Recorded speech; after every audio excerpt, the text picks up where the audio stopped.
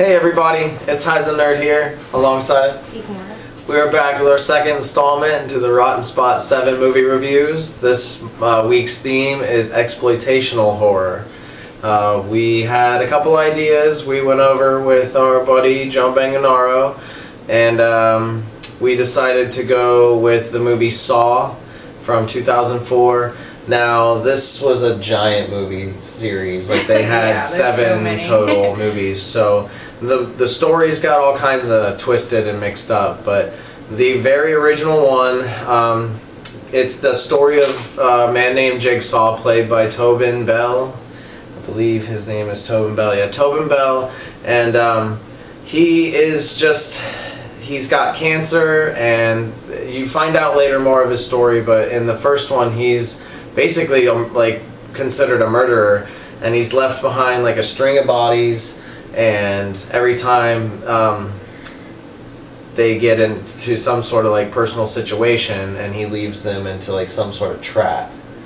Yeah, basically, like, he takes people who he feels like don't appreciate their lives, and like since he's like losing his, he feels like that's like the worst thing you can do. So he basically puts you to the test. You can either choose to live or die. You usually have to mutilate yourself or like another person in order to live. So you have to do something horrific to survive. And those are his motives. Right. But so that the original follows a couple people's stories on whether like what they did to survive. There was actually one girl in particular that did live and went on, and her story is more explained in the sequels.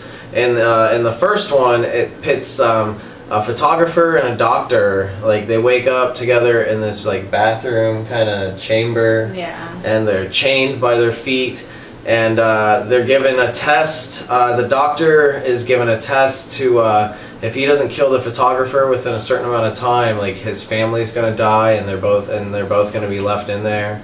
And it's got this like body that's like laying like in the middle of the floor, and they like assume he's dead. And so basically they find some clues within that room, and one of them's like a hacksaw, and so they try to cut through the chains and figure out that that's not what that's for. they're supposed to cut through their legs. And ankles or whatever. It kind of ventures out from that point, and Danny Glover is the detective that's assigned to follow Jigsaw and his clues, and he comes to find out that you finally come to find out that it's not necessarily Jigsaw that's running the whole game that the doctor and the photographer are playing within the bathroom chamber, but his own game. Where he has to, I think he's got the doctor's family held hostage, and if he doesn't like get them, like kill them in a certain amount of time, like he dies or something. And so they flash back, and the doctor ends up going completely crazy because he ends up getting to talk to his family and finds out the whole story, and cuts his leg off.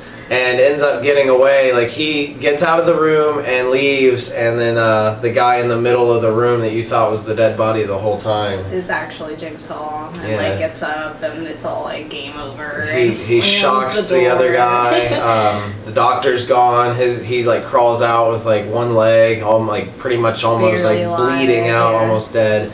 And yeah, like that was the end of the first one. You thought like he was going to be left for dead, and the doctor was going to bleed out, and then the sequels like tend to like show all kinds of different backstory. The one thing that was like really interesting is because like that first one was like a movie, and then like all the sequels were like just like torture scenes.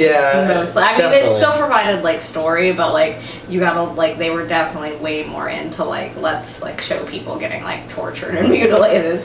So I would say the writing of the first one, like you said, it's like a movie. Yeah. It's really suspenseful.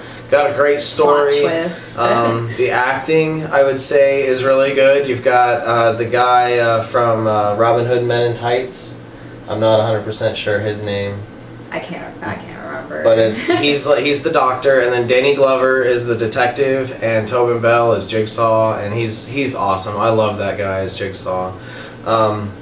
The music Music, definitely awesome. We listened last night to The that theme that song theme is song. excellent. Perfect timing, always like right there at the end when Yeah. like you figure out like the plot twist and everything.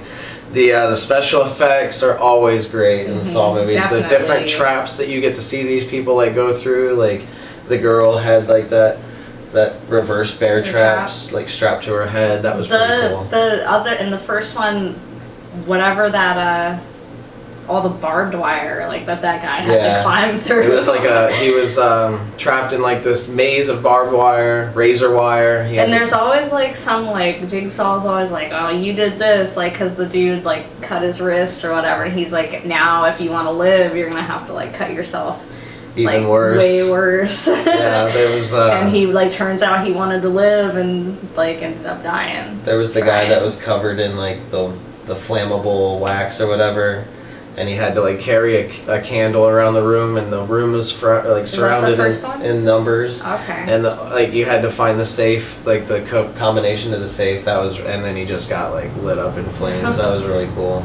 So overall, I would definitely recommend at least trying the first one out. Though as they went on, I know they got less popular, but I love the Saw franchise and was kind of bummed when they stopped. But I absolutely recommend the first one, and I'd probably give it an 8.5. I was gonna say I'd probably give it like a 9. Like I think I was like 16 or something when that came out. You said 2004. They came out with one, I'm pretty sure, like once every year. I remember watching it like in the dark one night, like by myself, and I was definitely blown away. It was a lot of fun. It's an awesome movie. I think I remember reading like an article where the creators of that franchise said they used to walk like through stores like Home Depot and look at the different like tools and setups that they could like create traps out of. I thought that was really cool. I was blown away a few years back. I was at a haunted house and they had a saw thing, and you had to like stick your hand in this spinning blade thing to like progress in the haunted house. It was really awesome. It was pretty scary.